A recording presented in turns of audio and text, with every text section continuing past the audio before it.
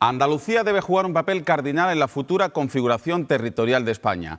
Por tamaño, por población, por historia, por protagonismo, por solidaridad, por vertebración, por responsabilidad, por concepto de Estado y porque así lo reza nuestro himno.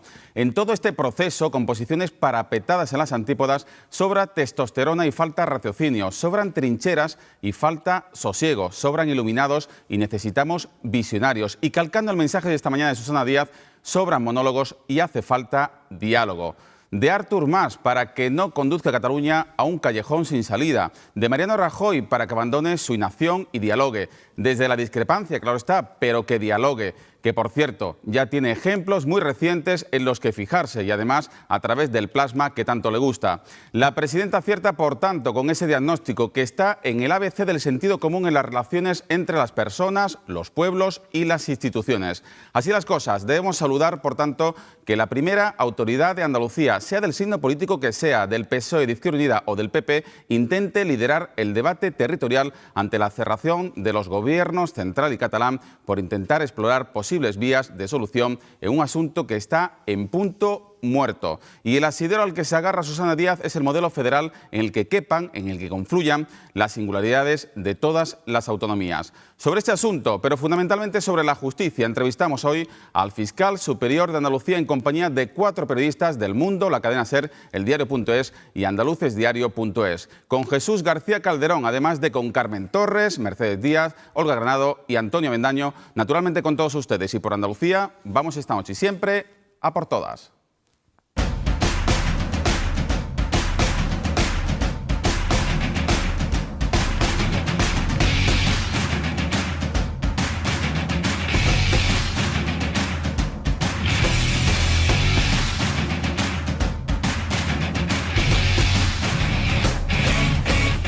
Andaluces, buenas noches. Viaje de Susana Díaz a Cataluña en el que ha defendido ante Artur Mas la necesidad de poner freno a su desafío soberanista y busque acomodo en un modelo federal que reconozca el principio de ordinalidad, recibo según aporto e ingresos según el coste de los servicios multiplicado por el número de habitantes. Para ello ha instado al presidente nacional Mariano Rajoy a que convoque de inmediato un diálogo entre España y Cataluña, un encuentro bilateral que ahora no vería con malos ojos para desatascar este desencuentro enquistado.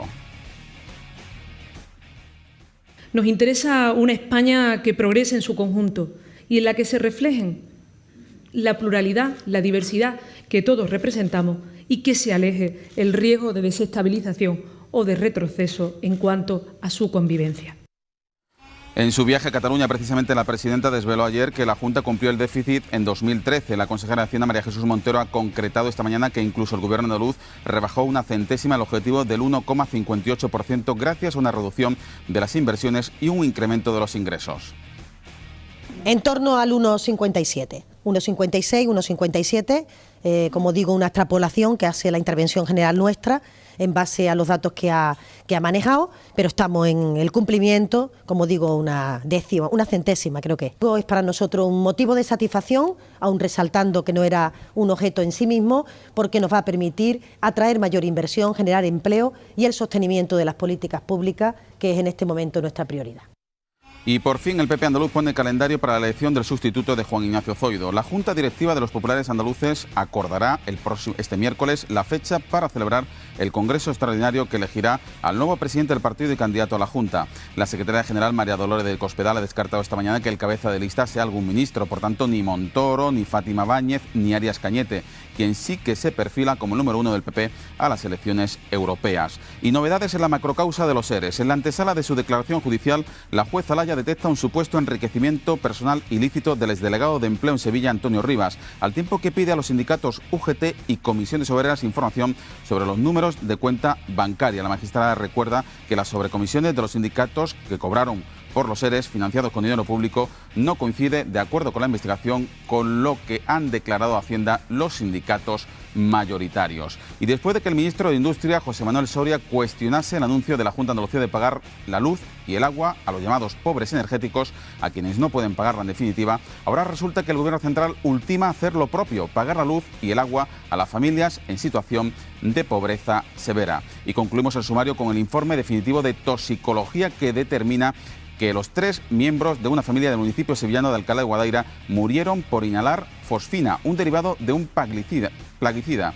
Este dictamen sostiene además que la muerte del matrimonio de una de sus hijas se produjo de manera accidental, así que nada de comida caducada, de basura en los contenedores, de alimentos en mal estado o incluso de suicidio colectivo, que casi provocaron un estallido social en esta localidad y que incendiaron las redes sociales y los medios de comunicación, que deberíamos hacer examen de conciencia por esta metedura de pata mayúscula. Sobre los asuntos fundamentales de esta jornada, pues no vamos a reflexionar hoy porque tenemos un invitado, vamos a preguntarle algunas cuestiones, pero fundamentalmente de justicia. Nos acompaña el fiscal superior de Andalucía, Jesús García Calderón. Buenas noches.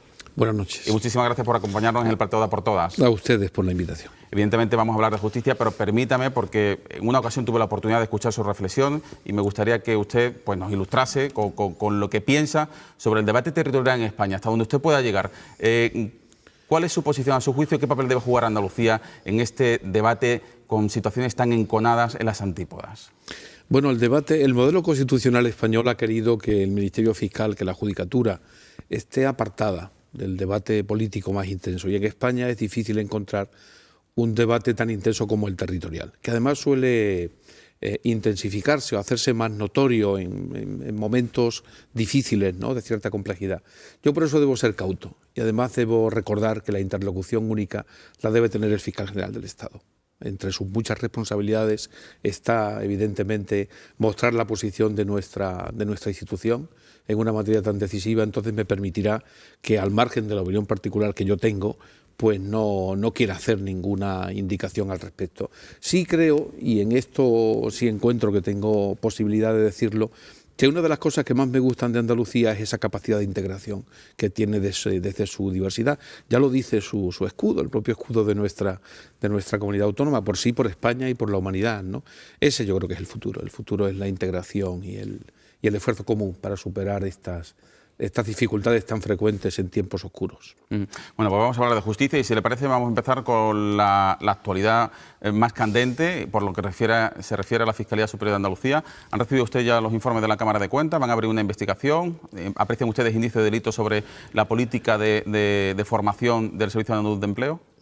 Tengo que felicitarle por la información que acaba usted de dar de Dos Hermanas, donde ha puesto de manifiesto que hay que tener calma a la hora de extraer conclusiones de asuntos que son conocidos en los medios de comunicación y que hay que esperar un poco. El informe se ha recibido esta mañana por correo electrónico. La semana pasada se dieron instrucciones a la fiscal coordinadora en Sevilla para que lo reclamara. Estaba colgado ya en la página web y vamos a analizarlo. Tenemos que ver si de este informe se extraen algunos aspectos que son objeto actualmente de investigación judicial y que, por lo tanto, por imperativo procesal, el Ministerio Público no puede abrir diligencias de investigación.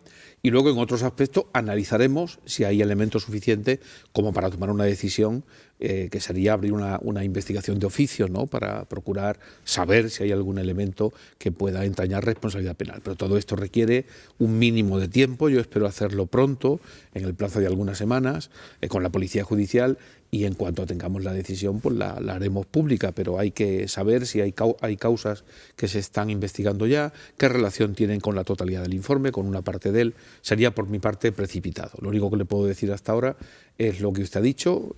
Tenemos el informe en nuestro poder y vamos a comenzar a analizarlo. Bueno, pues, señor Jesús García Calderón, le presento ya a los 4 periodistas que nos acompañan esta noche. Hoy tan solo tenemos, por tanto, una hora. Por tanto, enseguida empiezan las preguntas de los 4 periodistas que nos acompañan. Mercedes Díaz, buenas noches. Hola, buenas noches. Bienvenida, Carmen Torres, buenas noches. Buenas. Antonio Mendaño, ¿qué tal? Hola, buenas Olga noches. Granado, buenas noches. Buenas noches. Jesús García Calderón. Empiezo yo. Sí, para que no despistar el tema.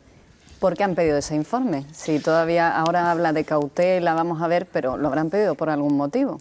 Sí, lo pedimos porque las informaciones periodísticas indican la desviación, la posible desviación de estos fondos, o el no haber sido utilizados para la finalidad para la que fueron inicialmente concedidos.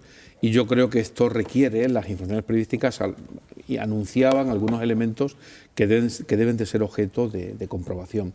Lo que ocurre es que usted sabe muy bien que muchas veces lo que se publica en los medios no coincide completamente con la realidad. No digo que sea falso, Dios me libre, pero que hay elementos que no se encuentran presentes en la información periodística que necesariamente tiene que quedar muy comprimida. Entonces, eso es lo que queremos comprobar. ¿Hasta qué punto esto es cierto? ¿Por qué la Cámara de Cuentas se expresa en términos tan contundentes? Y además, hay otro elemento importante que me permitirá que recuerde.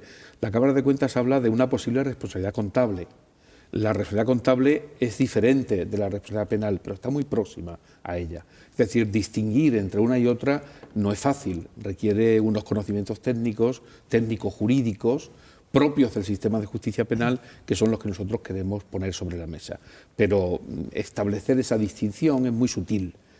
A lo mejor luego no, luego descubrimos que la diferencia era evidente y que existían estas responsabilidades, o lo contrario, ¿no? Entonces, la propia Cámara ya manifiesta que existen responsabilidades. Ahora lo que queremos es aquilatar un poquito más y ver si es necesario el concurso del derecho penal, que, como usted sabe, es la última ratio. Cuando el derecho penal participa es cuando se ha producido ya la catástrofe de la Administración, cuando han fracasado las Administraciones, ¿no? Quizá por eso tiene que actuar, porque hay un vacío en ese sentido, porque la propia Administración no está haciendo esas auditorías sobre los cursos de formación, y porque hay un informe de una Cámara de Cuentas, pero eso no tiene ninguna consecuencia, digamos. Nosotros se habla de una serie de irregularidades, puede haber un problema contable, no sé si es un delito, una irregularidad, aunque... pero hay procedimientos, la jurisdicción contable corresponde al Tribunal de Cuentas, sí puede delegar funciones instructoras en las cámaras autonómicas,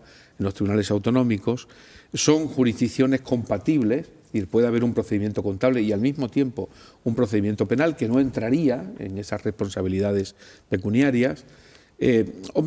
Yo creo que la coordinación institucional es muy importante. La Cámara de Cuentas también se coordina con la Fiscalía del Tribunal de Cuentas, y este informe se remitirá a aquellos organismos que tienen también labores y capacidades suficientes para enviarlo, en su caso, al Ministerio Fiscal.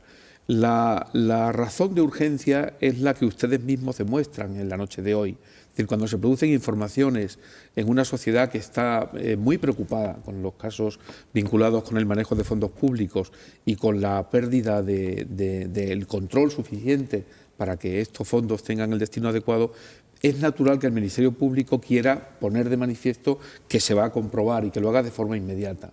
Yo creo que esto es lo que explica el que lo hayamos hecho de esta manera.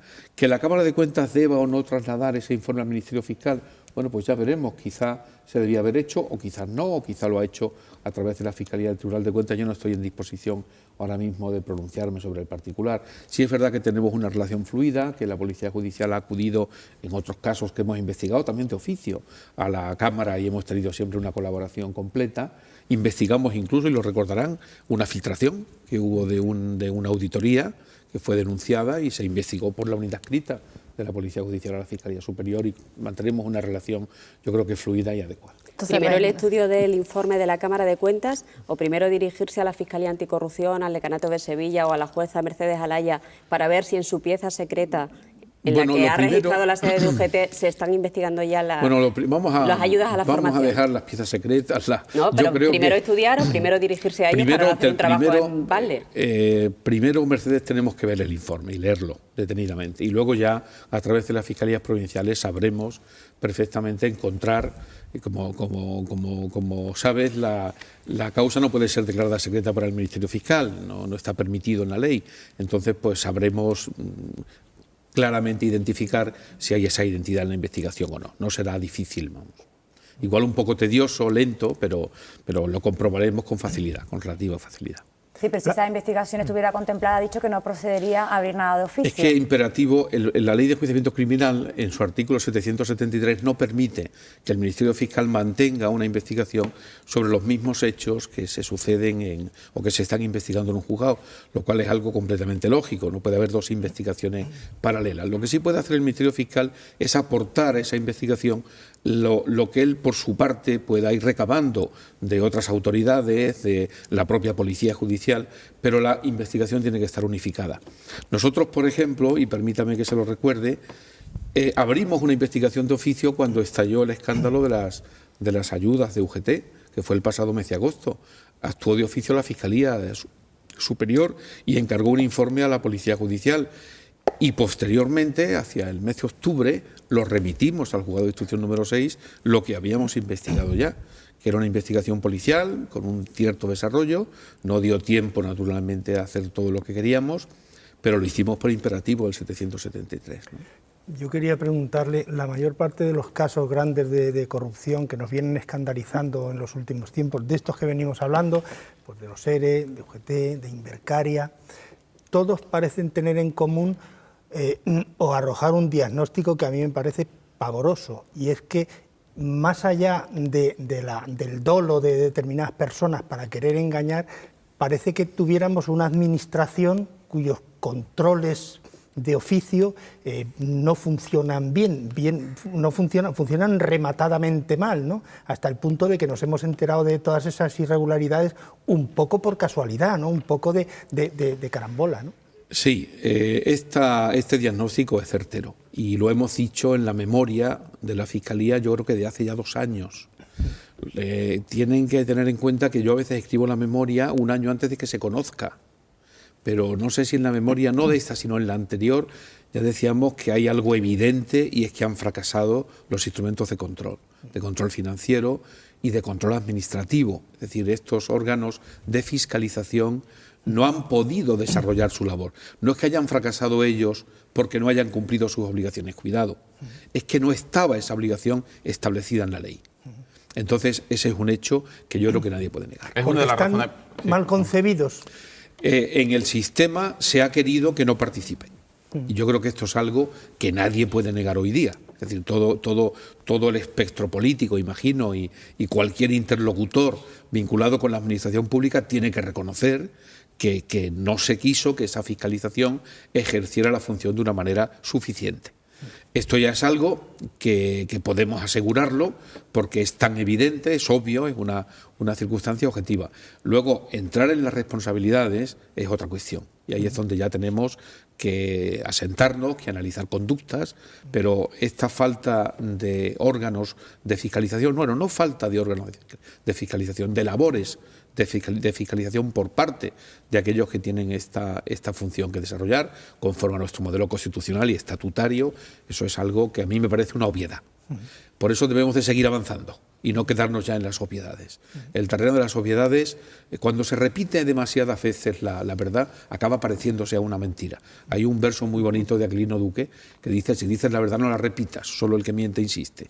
Entonces, por eso a mí no me gusta muchas veces repetir la verdad, porque uno parece que se está como justificando de algo. Pero usted, ya sabemos que eso ha ocurrido, pues que no vuelva a ocurrir más, que se establezcan mecanismos suficientes de control y coordinación institucional, que las instituciones hablen entre sí, que tengan relación, que muestren sus preocupaciones, que sin ningún rubor digan: oiga, que me preocupa lo que estoy observando en este organismo, ¿por qué no le echa usted un vistazo? Y tal. Yo creo que eso deberíamos... Es por esa razón, por que los controles han fallado, porque han fallado los mecanismos de fiscalización dentro de la administración pública, por lo que usted dio un pasito más allá. No muy entendido, la verdad que no recibió usted muchos aplausos cuando lo anunció el Observatorio de Bueno, la Corrupción. algunos recibí. Tampoco hay que... Busquemos la zona templada, venga. No, normalmente cuando uno acierta lo que suele encontrar es el silencio. Esa es la realidad, y ustedes lo saben mejor que yo como periodistas, ¿no? Yo lo que puse de manifiesto es que los fenómenos vinculados con la corrupción interesan mucho coyunturalmente y luego se olvidan las verdaderas causas, las razones. La gente se olvida de leer las sentencias, ¿no? Donde se explica por qué ha ocurrido algo, cuál es la impresión que el tribunal finalmente obtiene después de una prueba contradictoria, con todas las garantías en un plenario, en fin. Y que nos olvidamos de la ejecución de esas sentencias. No sabemos qué ha ocurrido con esos procesos, cuánto dinero hemos recuperado, en qué se ha podido fallar, ¿no? Y hoy mismo he leído en la prensa electrónicamente pues las conclusiones de un informe de la Unión Europea sobre corrupción, ¿no? Donde nos dice cosas muy interesantes. Por ejemplo, esta percepción social que hay en España, que es el tercer país más corrupto de la Unión Europea, después de Italia y de Grecia, circunstancia que yo no comparto, ¿no? Yo creo que nosotros combatimos la corrupción y precisamente por eso afloran muchos casos vinculados con la corrupción. Como puso de manifiesto en una de sus primeras entrevistas el presidente del TSJ de Andalucía, Lorenzo del Río, en España el juez que no es independiente es porque no quiere. Yo creo que eso es una obviedad, a pesar de todo lo que se diga todos los días en los medios de comunicación. Sí, pero quizá falta pedagogía para trasladar esa eficiencia de lucha contra la corrupción, no, los perdón, resultados que lo tiene de la luego, eficiencia, ¿no? eso ya tendríamos que discutirlo, porque ahí también hay carencias muy muy solemnes, ¿no?, y muy importantes para que seamos eficaces. Yo creo que no hay eficacia. Y no hay eficacia porque nuestro sistema de justicia penal requiere urgentemente una profunda reforma. Es decir, es una tragedia que nuestra ley de enjuiciamiento criminal fue la que dictó en 1881 don Manuel Alonso Martínez para los españoles de ambos hemisferios. Es decir, esto es una barbaridad. Y necesitamos urgentemente un código procesal penal que permita una instrucción ágil, una instrucción pero no interesa, ¿no? Porque si no se hubiera por hecho, el ¿no? Ministerio Fiscal, que pueda ser especializada, que pueda ser asumida no por una persona, sino por grupos de investigación. Esto es algo urgente. Entonces nos falta la primera herramienta, que es la herramienta procesal. Luego, si usted quiere, hablamos de medios personales y de medios materiales. A mí me parece, fiscal, que ese diagnóstico de la urgencia de hacer, eso se lo he oído yo a usted, seguramente creo, pues no sé si en el Club Antares de Sevilla hace a lo mejor 3, 4, a lo mejor y más 5 años. También. No sé si se ha avanzado desde entonces. Pues sí, hay 2 proyectos de ley, uno que hizo el último gobierno socialista, que la verdad es que era un proyecto de ley con muchas virtudes, también con algunos defectos, y hay un proyecto actualmente en trámite, también con muchas virtudes y con algunos defectos. Pero tenemos hasta 2 para poder, en fin, discutir con mayor... Pero desgraciadamente no sé si conseguiremos en esta legislatura contar con ese instrumento que es fundamental para todos los ciudadanos, no solo para los operadores jurídicos, para cualquier ciudadano. Es fundamental un sistema de justicia penal ágil, donde se respeten sus derechos como víctima o como encausado, que también tienen sus derechos, tampoco hay que... entonces, esto es algo que la opinión pública tiende a creer que no le corresponde, que solo nos corresponde a los que nos colocamos una toga en los tribunales. No, mire usted, esto le afecta en su vida cotidiana.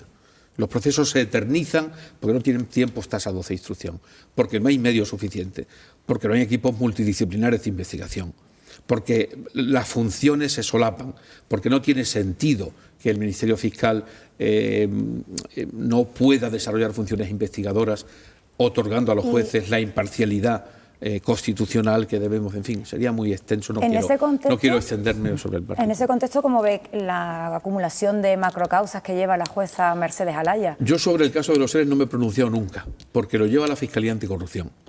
Y es fundamental en las macrocausas, como usted dice, es fundamental que el Ministerio Público tenga una interlocución. Es decir, lo que el Ministerio Fiscal piensa del asunto de los seres lo pone de manifiesto en los numerosos escritos que presenta en las diligencias previas. Ese es el criterio de la Fiscalía. No, pero yo si quiere le hablo sobre macrocausas en general, pero no sobre la macrocausa de los seres. No, sobre que una jueza lleve tantas macrocausas. Bueno, la acumulación de responsabilidades en la investigación criminal siempre es compleja y problemática, porque se genera un cuello de botella. Pero esto es una obviedad también. Mire usted, si usted tiene que hacer pasar todo por el mismo tamiz, evidentemente todo no puede pasar. Macrocausas también llevan muchos jueces de la Audiencia Nacional, uno muchas, o sea, no es un caso excepcional de la jueza por eso Alaya. algunos sostenemos, no puede haber esa percepción tampoco, porque no es cierta. Por eso no, pero yo no creo que las macrocausas se tramitan con agilidad. No, me refiero a que no es la única jueza de España que lleva varias macrocausas juntas. Yo diría que quizás de instrucción sí. En Andalucía, en todas las provincias, prácticamente, tenemos mayores o menores macrocausas que están desarrollándose por jueces de instrucción.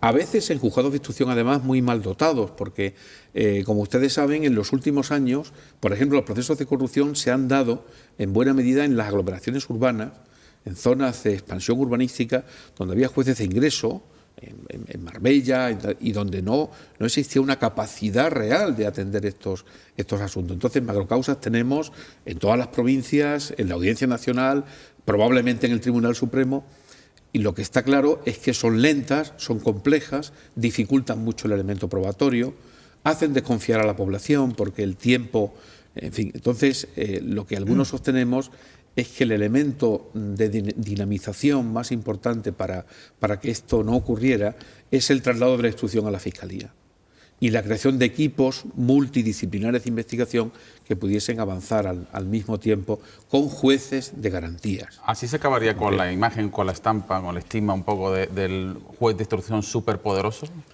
Bueno, sobre la imagen del juez de instrucción superpoderoso parte de la invención de Napoleón, ¿no? Ya tiene un origen un tanto... dicen que cuando le dijeron al emperador que había acumulado mucho poder, él respondió: poder el mío, no, poder el del juez de instrucción, ¿no? Esto es literatura, ¿no? Pero realmente no es así, porque la ley procesal, todas las legislaciones procesales, también la española, que se ha ido, aunque tenemos la misma ley de Alonso Martínez, la jurisprudencia, sobre todo constitucional, y el Tribunal Supremo ha ido rellenando como ha podido todos estos déficits, ¿no? Lo que ha ido es limitando cada vez de una manera más severa la capacidad del juez de instrucción. Y entonces ese poder está hoy muy atenuado, pero sigue siendo un poder muy intenso que se concentra durante la fase de instrucción y que a veces genera muchos problemas, como el hecho de que la instrucción se convierta en una finalidad en sí misma y se acumule. Muchas veces, yo lo he dicho públicamente y no tengo ningún reparo en decirlo aquí, muchas veces los procesos tan controvertidos y tan complicados se convierten en procesos al juez de instrucción. Es a quien se escudriña, a quien se analiza, y esto debilita la respuesta institucional en la lucha contra la corrupción. Esto es malo para combatir la corrupción. Vamos a hacer una pausa obligada para la publicidad y volvemos en tan solo 3 minutos con Jesús García Calderón, el fiscal superior de Andalucía, acompañado en esta entrevista por Carmen Torres, Mercedes Díaz, Olga Granado y Antonio Avendaño.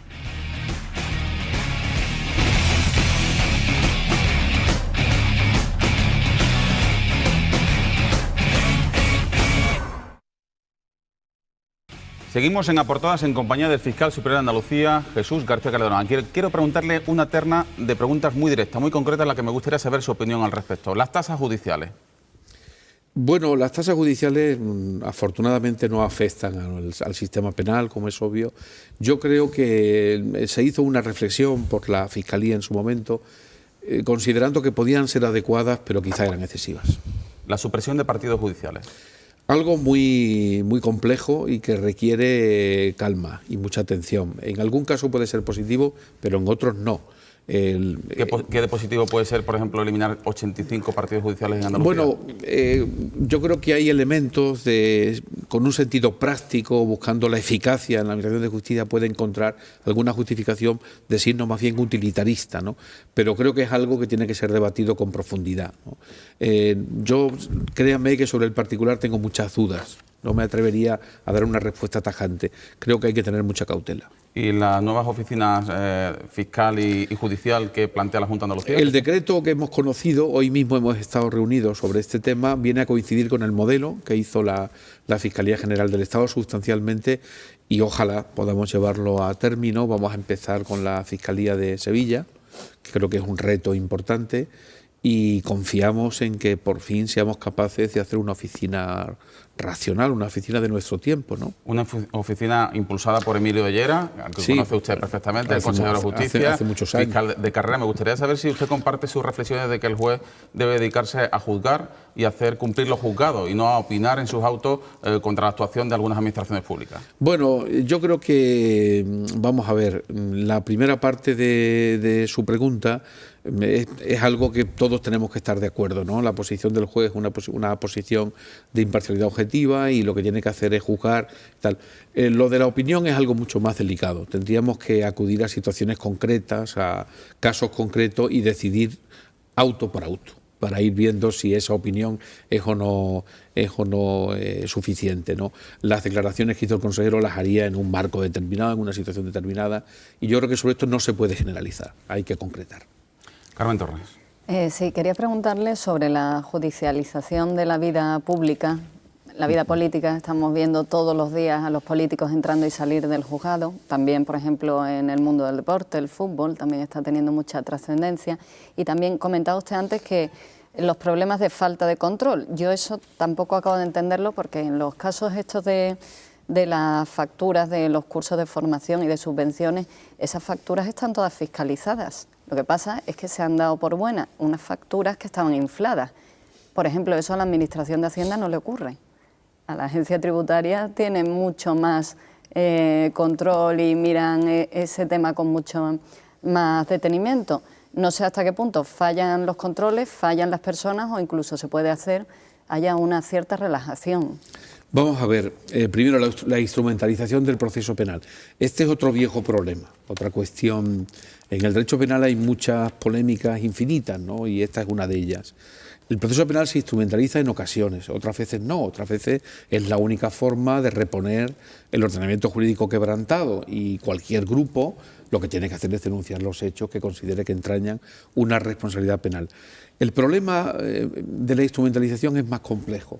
Es la crítica sistemática, la crítica, la media verdad, eso es lo más complicado. Yo siempre digo en ese aspecto, cuando me han preguntado sobre el particular, siento que las críticas de parcialidad vienen siempre desde la parcialidad, ¿no? Entonces tienen que ser entendidas así, ¿no?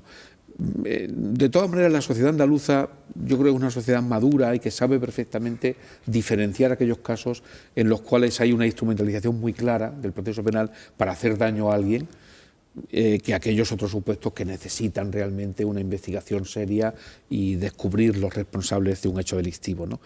La otra cuestión que me plantea es muy compleja. Es decir, hay veces que lo que se observa es un déficit del sistema que deliberadamente ha querido que no exista el control. Esto provoca el que en estos casos aparezca la corrupción, es cuestión de tiempo. Es decir, tarde o temprano empezará a haber maneras en las cuales, aprovechando esa falta de control... Eso del fondo de reptiles, por ejemplo. Desgraciadamente, creo que está en la naturaleza humana. Y este es un supuesto. Claro, el otro supuesto que me plantea es distinto. Cuando alguien deliberadamente da por buena una factura falsa, es que está cometiendo un delito. Es un delito de falsedad en documento público que requiere una imputación y de la aclaración de los hechos, ¿no?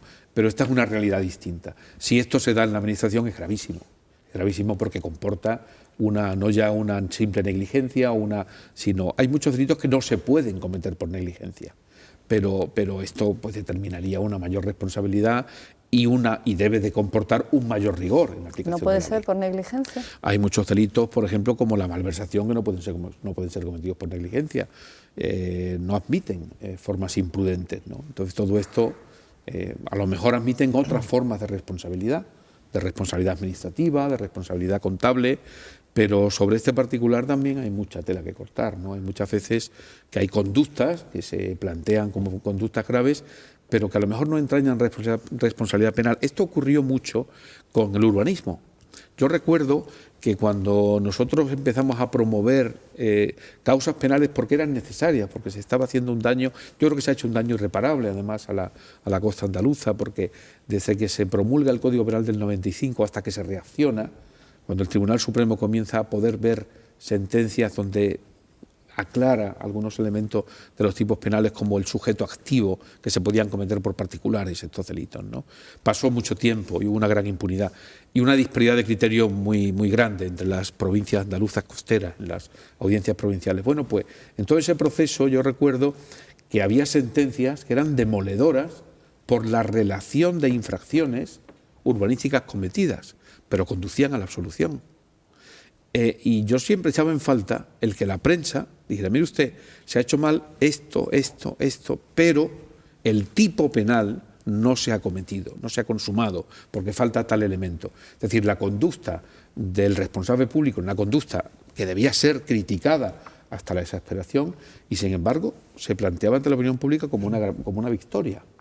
Yo recuerdo el caso de una concejal que fue acusada de malversación de caudales públicos y fue absuelta por prescripción, porque se aplicó un subtipo atenuado, diferente del que calificaba el fiscal.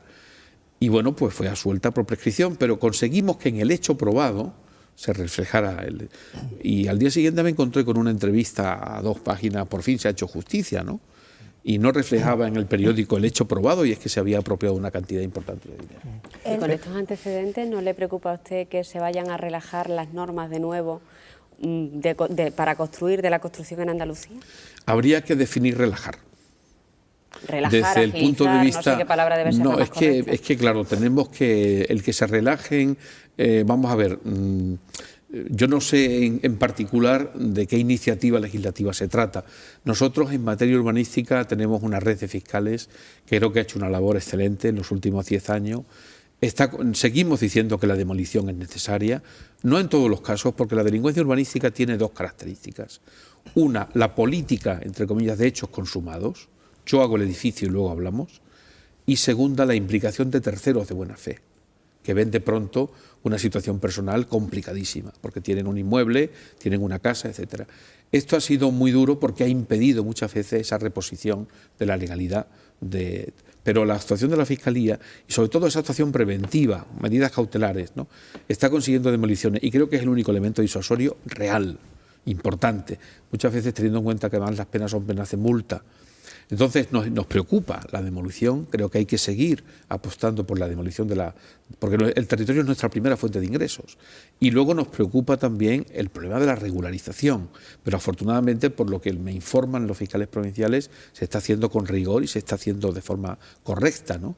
Entonces, cualquier medida de agilización de este sector no implica necesariamente el que se produzcan situaciones de ilegalidad o irregulares. En todo caso, la Fiscalía estará siempre en su sitio y si aparecen esas situaciones intentará corregirlas, ¿no? Me gustaría trasladarle una paradoja que escandaliza a mucha gente. La gente no suele entender, creo yo, de derecho, pero sí entiende de justicia, o por lo menos tiene la intuición de la justicia, ¿no? ¿Cómo es posible que en este país haya tantos tipos que han gestionado las cajas de ahorros y que han tenido sueldos millonarios, que esas empresas han ido a la ruina, que han tenido que despedir a gente, que hemos tenido que pagar del Estado, su gestión, los males de su gestión, y que esa gente no haya manera de llevarlos ante la justicia? ¿Estos tipos son más listos que ustedes, los fiscales? Probablemente. Reconozcámoslo porque no han elegido esta profesión tan ingrata, ¿no? Vamos a ver, ya en serio. El problema de la corrupción. Hace unas semanas participamos en una mesa redonda en Sevilla, en la universidad. El presidente de la Audiencia Nacional, hoy vicepresidente del Tribunal Supremo, Ángel Juanes, Verdugo, el magistrado de la Sala Segunda del Supremo, y yo. Y hablamos sobre corrupción, ¿no? Y bueno, eran dos personas de una altura evidente y lo que dijeron era interesantísimo. Yo solamente me atreví a indicar algo que ellos no habían dicho. Ellos consideraban la corrupción como una conducta propia de la administración pública. Esto no es cierto. La corrupción es una conducta propia también de los particulares y en particular del sistema financiero. Claro, aquí tenemos que diferenciar. Nosotros hemos visto 350 aproximadamente situaciones de las preferentes, las que nos mandó el Defensor del Pueblo. Hemos derivado a la vía penal muchas de estas denuncias, que finalmente se han archivado, en algunos casos porque se han abonado las indemnizaciones por los bancos, otras por el contrario han seguido adelante. Es decir, tenemos que volver a concretar, porque el derecho penal, el derecho es el que tiene que marcar los límites, y el que los tiene que marcar con mayor exactitud es el derecho penal. Entonces, la generalización en nuestro campo siempre es mala, siempre es mala. A mí me preocupan mucho personas que sean imputadas injustamente. Las acusaciones infundadas son un problema muy grave, del que no se habla, pero que tenemos también encima de la mesa, ¿no? Entonces, en esa labor de ajuste, diferenciemos la conducta particular del responsable de una entidad financiera.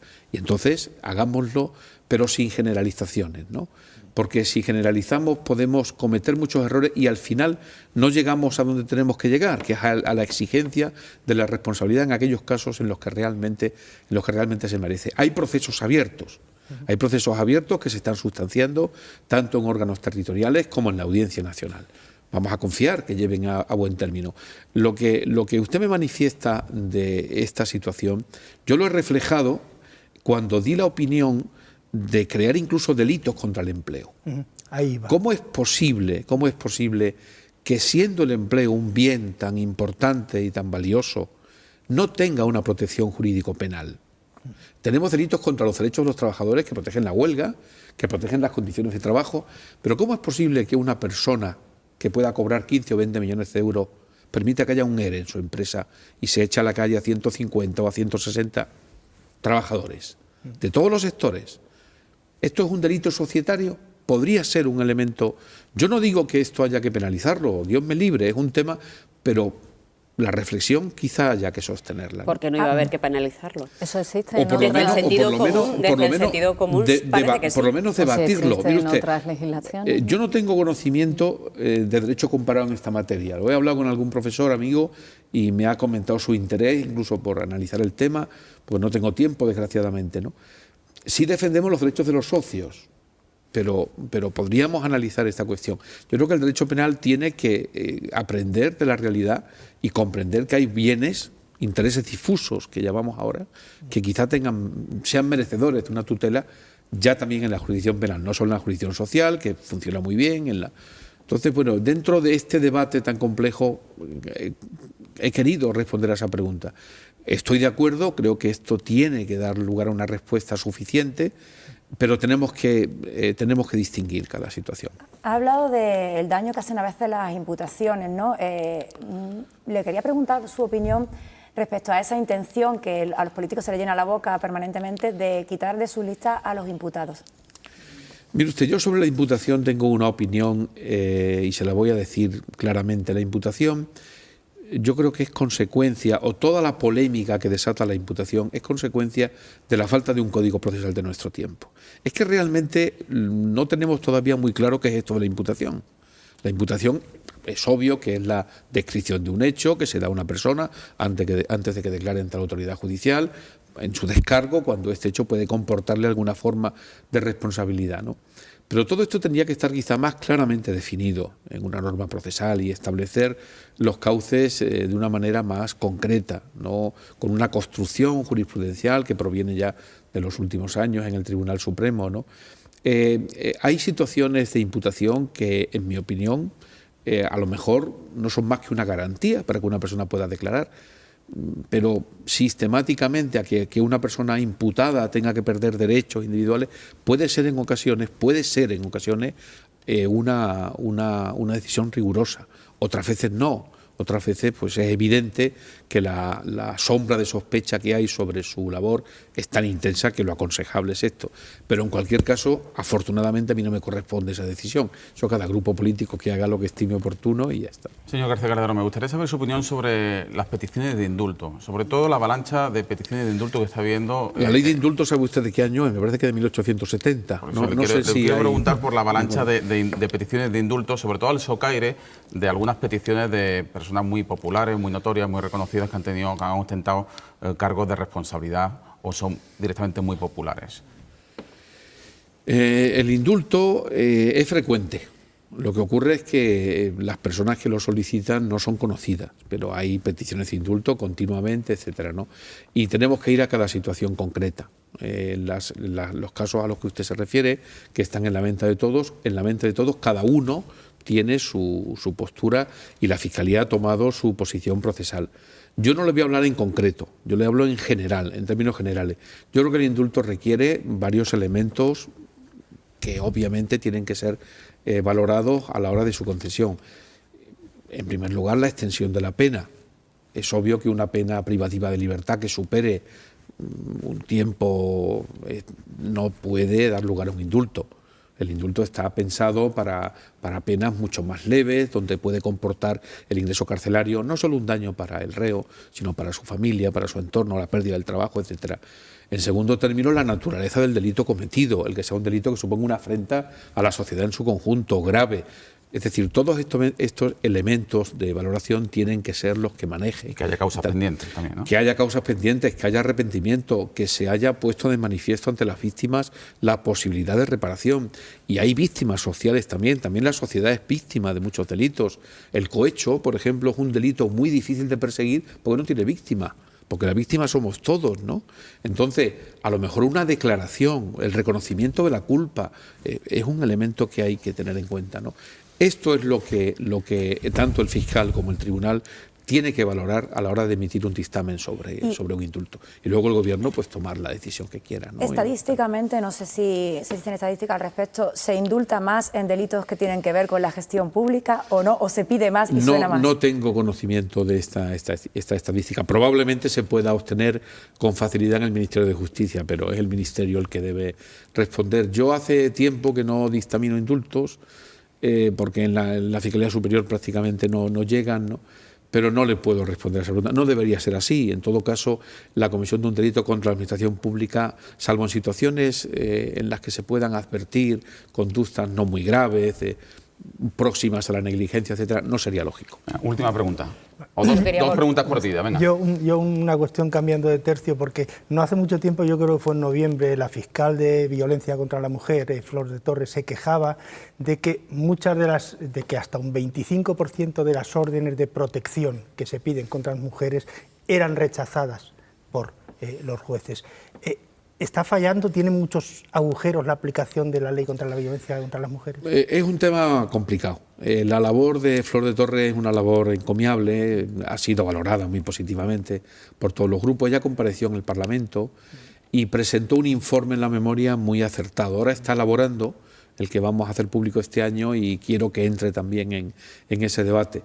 Yo creo que el cuestionamiento de la ley es escaso, o sea, todo el mundo comprende la importancia y gravedad de este fenómeno y se viene aplicando con cierta normalidad. El elemento más preocupante es, más casi que el de las órdenes de protección, es el del dictado de sentencias no conformes con el fiscal, de sentencias absolutorias, ¿no? Que esto sí tenemos que analizarlo con calma y ver si ese déficit probatorio. A ver por qué se produce ese déficit probatorio, porque cuando el Ministerio Fiscal ha formulado la acusación, lo normal es que la realidad del hecho ha quedado indiciariamente constatada de una manera intensa, ¿no? Entonces este es el elemento más preocupante que tenemos que examinar en el futuro. ¿En un mundo global le preocupa a usted que el Gobierno pretenda reducir la jurisdicción universal? Es que yo creo que hacer esa pregunta cuando falta tan poco tiempo para terminar es una crueldad intolerable, ¿no? Bueno, pero vamos, se puede. En todas las entrevistas el entrevistado debe tener un comodín. Tiene usted un minuto exacto para contestar. La justicia universal es algo necesario y que todos deberíamos apoyar, pero también habrá que analizar en qué términos se quiere. No creo que se quiera eliminar tampoco. Eso tendríamos que verlo más despacio. Jesús García Granero, no despido porque me guardo una pregunta que es una petición de colegas suyos de profesión, pero vamos antes a ir a la columna de cierre que firma desde Cádiz, como siempre, todos los lunes, Fernando Santiago.